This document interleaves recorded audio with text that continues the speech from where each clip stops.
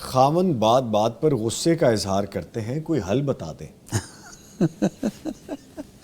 خاوند غصہ کرتا کیوں ہے یہ تو اب آپ کو پتہ ہونا چاہیے کہ آخر کس بات پر ان کو غصہ اتنا زیادہ آتا ہے۔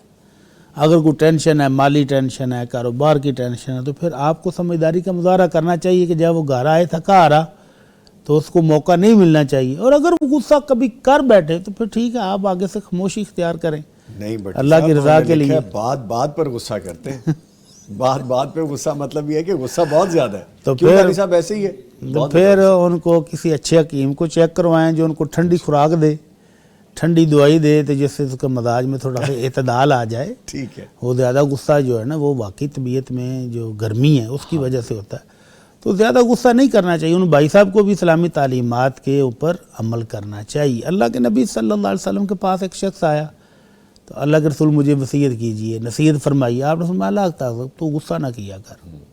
وہ دوسری مرتبہ پھر آیا، پھر نصیحت طلب کی تو آپ نے پھر فرمایا اللہ تعالیٰ تو غصہ نہ کیا کر۔ تیسری بار پھر حاضر ہوا اللہ کے نبی مجھے کوئی نصیحت فرمایا تو آپ نے فرمایا لا تغضب، تو غصہ نہ کیا کر۔ تو صحابہ کرام کہتے ہیں کہ ہم نے چیک کیا کہ اس کی زندگی میں جتنے مسائل کی جڑ تھی اس کا غصہ تھا۔